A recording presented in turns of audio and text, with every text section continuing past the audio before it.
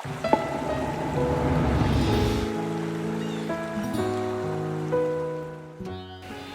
di mimpi saya harus menyembelih kamu. Nah ini pengorbanan luar biasa. Sekarang aja orang tua nganterin anaknya masuk pondok pesantren, pulang nangis itu. Ya, sebelum anak orang tua dulu matanya yang basah dulu. Karena fitrah. Belajar dari Ibrahim, belajar takwa. Bismillahirrahmanirrahim. Assalamualaikum warahmatullahi wabarakatuh. Alhamdulillahirabbil alamin. Wassalatu wassalamu ala sayyidil mursalin wa ala alihi washabihi ajmain. Asyhadu an la ilaha illallah wa la syarikalah wa asyhadu anna Muhammadan abduhu wa rasuluhu la nabiyya ba'da. Para pemirsa PKS TV Sumbar yang dirahmati Allah Subhanahu wa taala, program BPU Podcast hadir memberikan inspirasi dan wawasan keislaman untuk kita semuanya. Dan bersama kita sudah hadir narasumber yang tentunya sudah tidak asing bagi kita. Beliau adalah guru kita, Ustadz Haji Irsyad Syafat Al-Syabidi. Kita sapa. Assalamualaikum Ustadz. Waalaikumsalam warahmatullahi wabarakatuh. Bagaimana kabarnya Ustadz? Alhamdulillah sehat walafiat. Alhamdulillah. Kita doakan semoga Ustadz selalu diberikan kesehatan dan diberikan kemudahan untuk menjalankan program-program dakwah ke depannya. Amin ya rabbal alamin.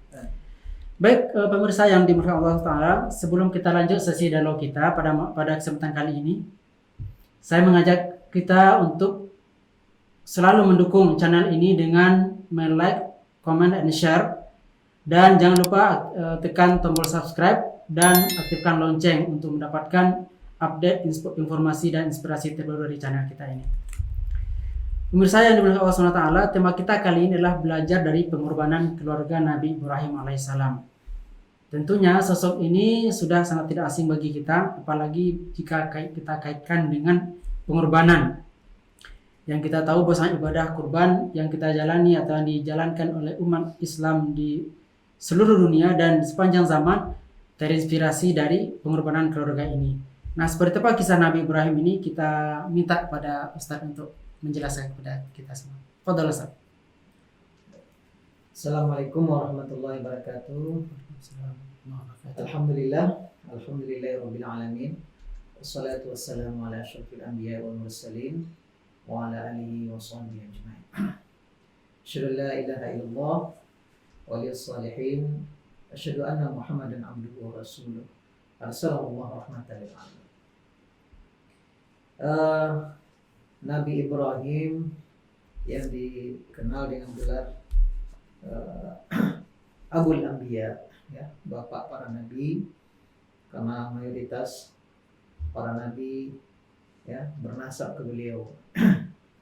Ya, nyaris banyak para nabi dari Bani Israel ya ujungnya adalah Nabi Ibrahim sebagai ayah mereka.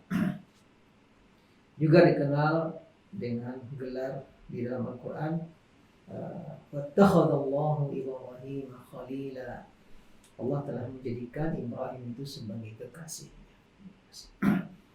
Nabi Ibrahim, Nabi Allah yang sangat mulia, ya, dari keturunan beliau satu Ismail, satu Ishak, dua jalur ini kemudian Allah turunkan banyak para nabi.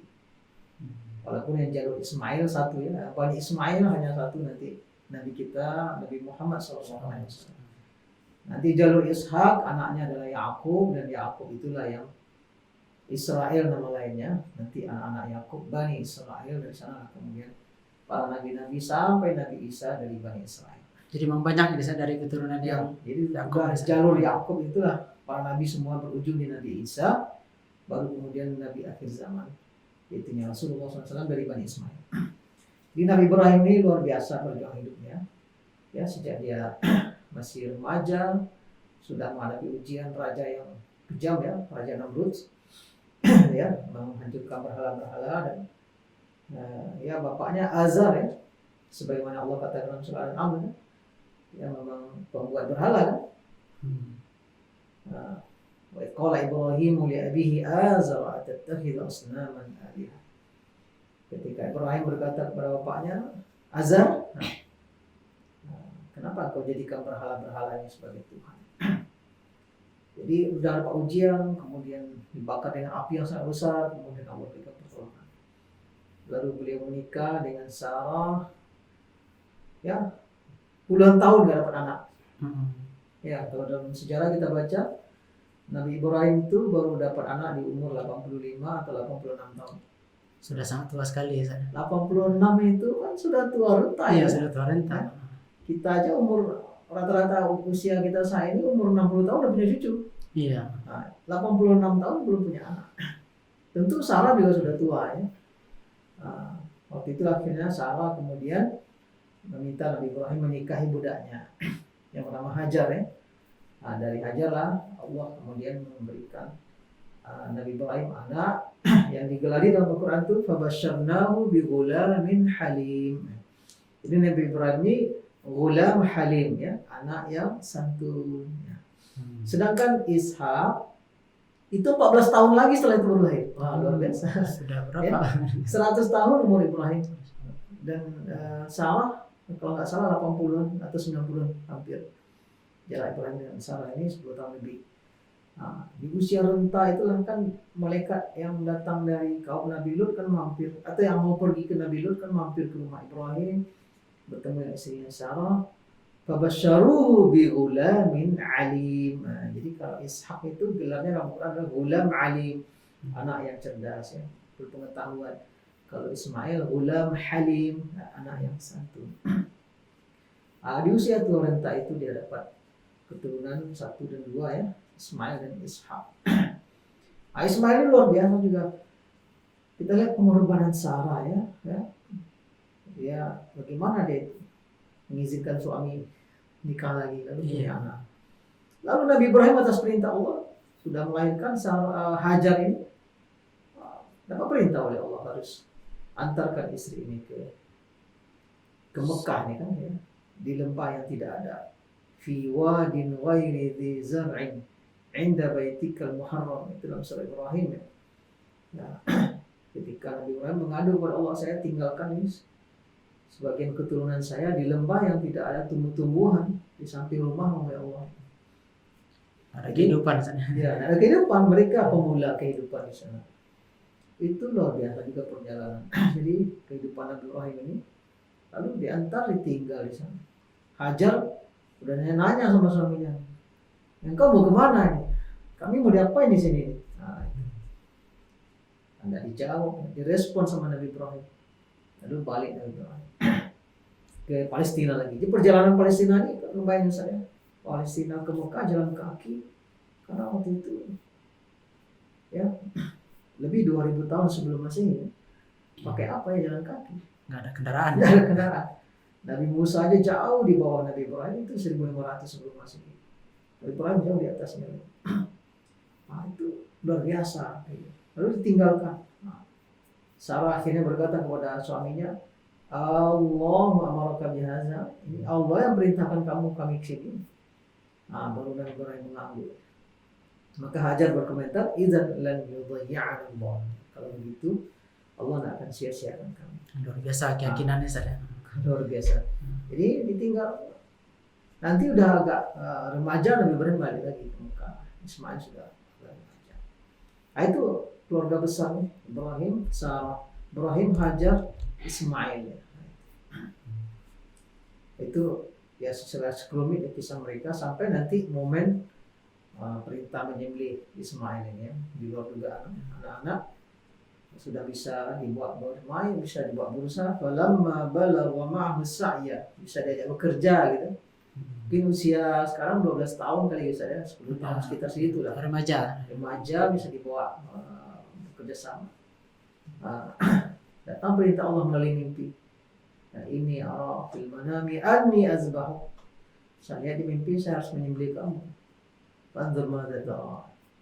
Jadi bukan perintah, saya cuma ngelihat di mimpi gitu aja, Iya. bukan perintah sebenarnya masanya. Tapi memang kan mimpi para nabi itu adalah mimpi ru'yatus shadiqah, mimpi yang benar. Dan mimpi para nabi adalah wahyu. Mimpi para nabi adalah wahyu, berarti ada perintah di dalam itu.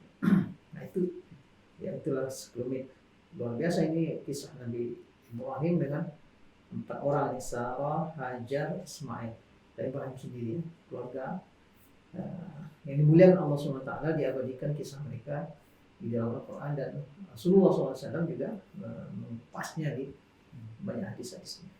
Begitu barangkali saya terkait Nabi Ibrahim. Nah ini luar biasa Ustaz, yang saya paparkan tadi terkait pengorbanan mereka, masing-masing memiliki pengorbanan. Nah tentu kita juga perlu tahu seperti apa tingkatan masing-masing pengorbanan mereka ini, baik Nabi Ibrahim, kemudian Siti Hajar, Sarah dan Ismail. Iya.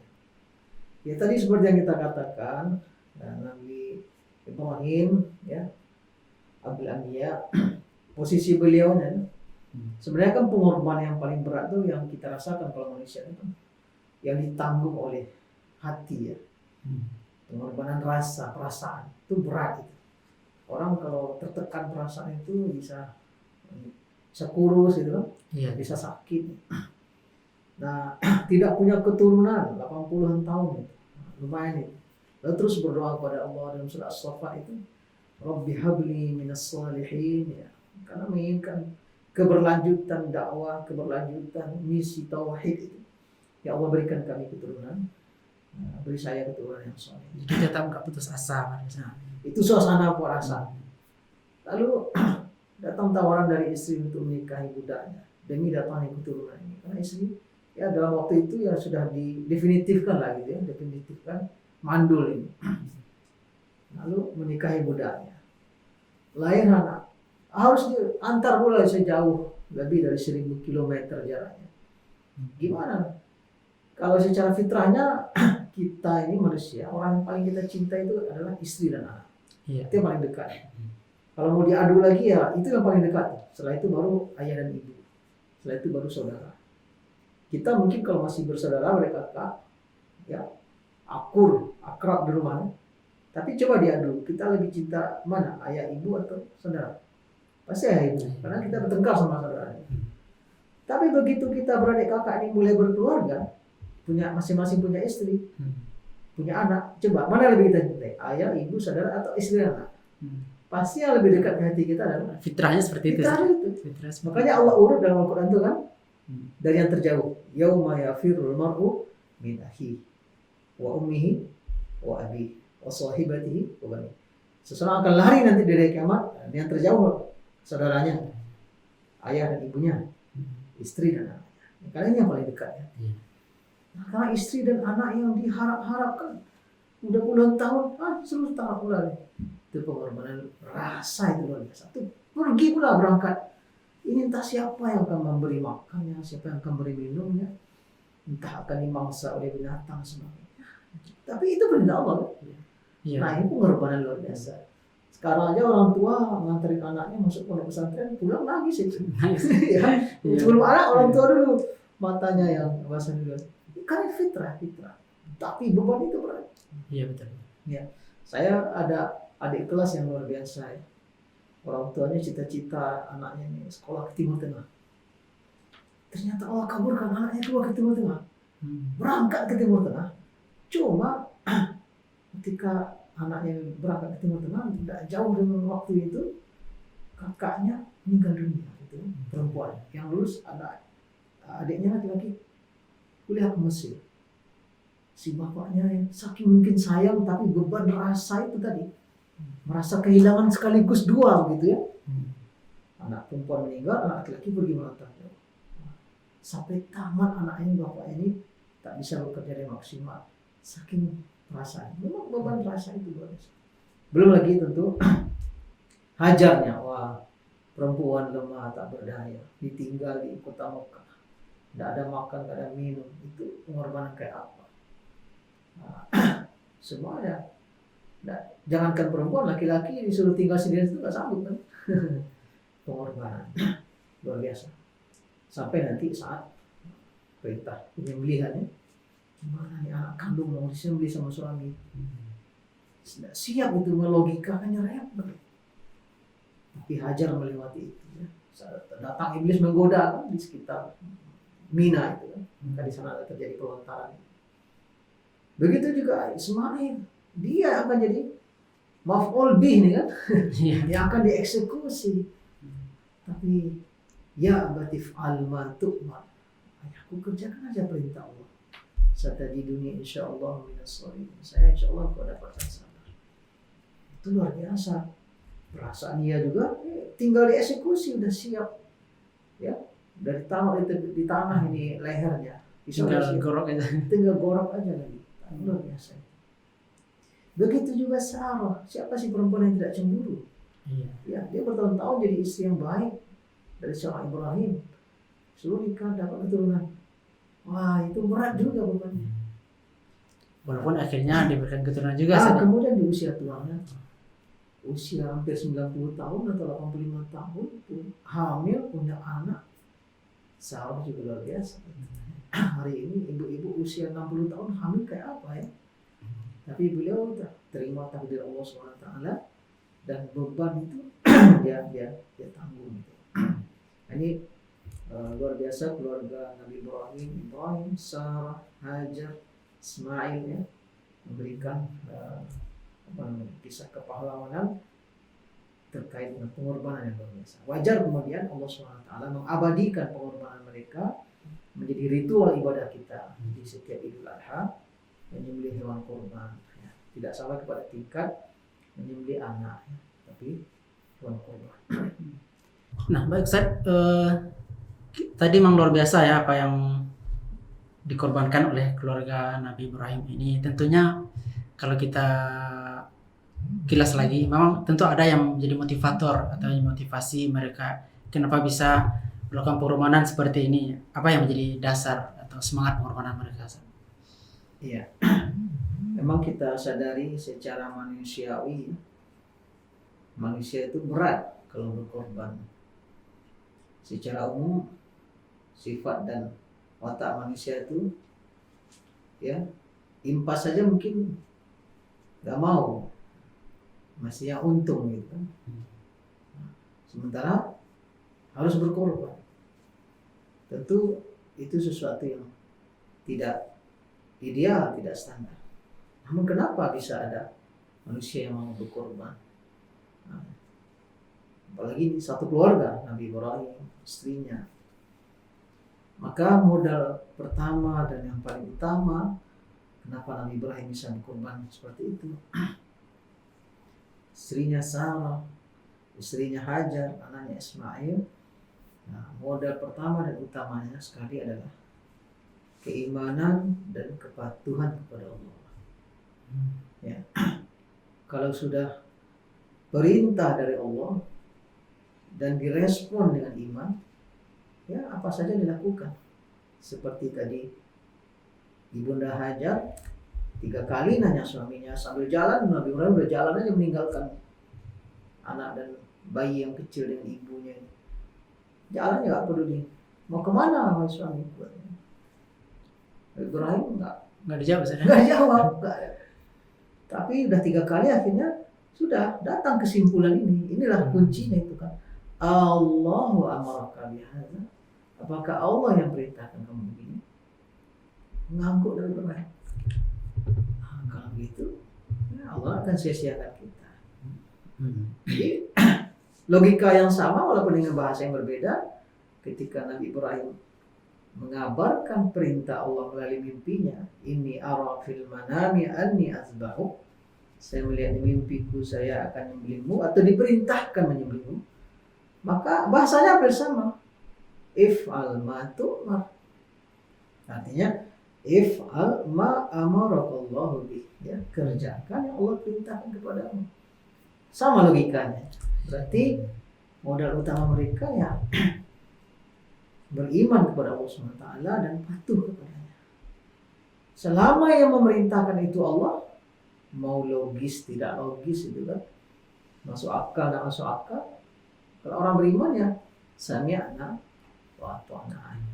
Inilah karakter Nabi Ibrahim, ini karakter istrinya Sarah, Hajar, kemudian Ismail, dan tentu juga Nabi Ishak. Jadi mereka ini keluarga mulia ini, keluarga Ibrahim, Alu Ibrahim ya. Allah puji dalam Quran itu kan Alu Ibrahim wa Al Imran ya. Keluarga Ibrahim, keluarga Imran, 2 keluarga yang dipuji oleh Allah dalam Quran. Ya, Ibrahim dia nabi, anaknya nabi, ya, cucunya nabi. Saudaranya nabi juga, Nabi Lut ya. Jadi Imran ada anaknya adalah Maryam, mulia oleh Allah. Cucunya adalah Nabi. Kemudian istri dia beradik kakak, punya suami juga Nabi Zakaria. Jadi pembayarnya Nabi. Ini keluarganya mirip-mirip, dimuliakan oleh Allah. Jadi memang itulah modal utamanya, iman dan patuh kepada Allah. Maka segala-galanya akan menjadi ringan, menjadi murah di hadapan perintah Allah. Mau berjalan kaki dari Palestina ke Mekah, ya, karena perintah Allah yang kerjakan. Iya. Kalau disuruhnya beli anak, ya karena Allah yang merintahkan. Tidak ada pilihan lah. Sami'na wa ata'na. Nah, ini semua yang menjadi fondasi utama keluarga Ibrahim. Sehingga kemudian mereka mewariskan peradaban amal solehnya itu. Bayangkan sekarang sudah 2000 Masehi pula kan. Dia jauh pula sebelum Masehi, 2000 sudah 4000 tahun lebih. Peradaban kebaikan kesolehan itu terus kekal abadi sampai hari ini. ya, sampai hari kiamat. Nah, jadi modal utamanya itu. Nah, modal-modal yang lain tentu Nabi Ibrahim ini kan sudah melewati banyak ayat Allah. Dia yang dibakar pakai api yang itu apinya api terbesar di dunia waktu itu. Raja mengumpulkan kayu bakar.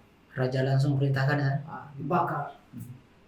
Lalu ya datang malaikat Jibril menawarkan bantuan, tapi Nabi Ibrahim, kalau kepada kamu saya nggak ada kebutuhan, tapi kalau kepada Allah saya butuh. Maka Allah berikan wahyu kepada api.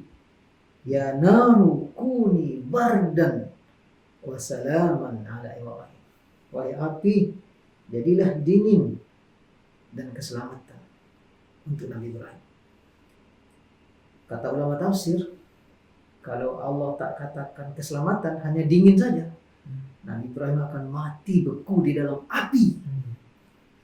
Tapi karena Allah katakan api dinginlah dan berilah keselamatan. Jadi api itu tidak saja berubah sifat, membakar menjadi dingin, panas jadi dingin, juga memberikan keselamatan. Api selesai, poin-poin habis, Nabi Ibrahim tetap hidup. Udah banyak cobaan yang dilewatinya. Tentu pengalaman mentaati Allah dan pengalaman mendapatkan ayat-ayat Allah atau menyaksikan ayat-ayat Allah itu jadi bekal. Ini kita kan sedang berada di pandemi juga hari ini. Jadi kalau ditakdirkan oleh Allah, kita menyaksikan di antara tanda-tanda kekuasaan Allah bagi orang beriman keuntungannya, ya, menambah iman kita kepada Allah. Beruntung kita diingatkan oleh Allah akhirat, diberikan kejadian, diberikan peristiwa yang membuat kita ingat dan kembali kepada Allah SWT. Maka itu menjadi modal perjalanan Ibrahim ya, sampai usia 80-an, 86 tahun, 100 tahun. Ya, peristiwa penyembelihan Ismail berarti dekat-dekat menjelang Ishak lahir itu ya. Usia 10 tahun. Karena jaraknya 14 tahun jarak Ishak dengan Ismail. Belum lahir lagi Ishak, Ismail mau disembelih. Ya, kita hidup semacam sepanjang itu dengan tanda-tanda Allah yang dia lewati, dia rasakan, dia saksikan, dan itu jadi modal juga dia bisa berkorban seperti itu. Oh. Nah, luar biasa saya. Tentunya ada pelajaran yang bisa kita ambil dari sini, apa kira-kira bisa, apalagi dengan kondisi kita hari ini sana. Iya, memang kita orang beriman terus memperbanyak interaksi dengan Al-Quran, dan salah satu yang sangat dominan di dalam Al-Quran itu adalah kisah-kisah ya. Nah, kisah-kisah Al-Quran itu yang Allah abadikan, dan salah satunya kisah Nabi Ibrahim perlu kita baca ulang agar kita mengambil inspirasi ya, mengambil nilai ruh pengorbanan. Oleh karena itu pengorbanan Nabi Ibrahim, siapa saja kita sebagai suami, sebagai istri, sebagai anak mesti mengambil ini pelajaran. Bahwa si ayah, si ibu, ya, anak-anak harus membangun fondasi utama tadi, keimanan dan kepatuhan kepada Allah. Karena inilah modal dasar, fondasi yang utama, fondasi yang paling kuat untuk menghadapi berbagai cobaan, ya, berbagai tantangan kehidupan. Mari ayah dan bunda bekali diri dengan keimanan kepada Allah. Modali anak-anak kita dengan keimanan kepada Allah SWT agar ini pandemi yang luar biasa ini, dan kalau Allah tambah umur kita sampai tahun depan, tahun berikutnya, berjumpa Idul Adha setiap tahun. Nah, bagi kita orang-orang beriman, berkorban itu tidak lagi beban, tidak lagi kewajiban, tapi kebutuhan. Kita kejar, kita rencanakan, kita menabung untuk itu. Nah, tidak lagi karena diajak-ajak, karena dibujuk-bujuk, tidak. Karena kesadaran, keimanan. Sadar betul kita bahwa itu kebutuhan kita. Iya. Dan sangat malu kita kalau Idul Adha datang dan kita tidak ikut serta berkorban. Nah, tentu modalnya tadi itu iman dan kepatuhan kepada Allah Subhanahu wa Ta'ala. Itu barangkali Ustaz di antara pelajaran yang bisa kita ambil dari pengorbanan Nabi Ibrahim sekarang. Ya, baik, terima kasih Ustaz atas ilmunya, mudah-mudahan ini bermanfaat dan bisa menginspirasi kita semuanya. Dan kita tutup bincang-bincang kita pada kesempatan kali ini dengan doa kafaratul majelis. Subhanallah wa bihamdika asyhadu an la ilaha illa anta astaghfiruka wa atubu ilaik. Berbanyak maaf. Assalamualaikum warahmatullahi wabarakatuh.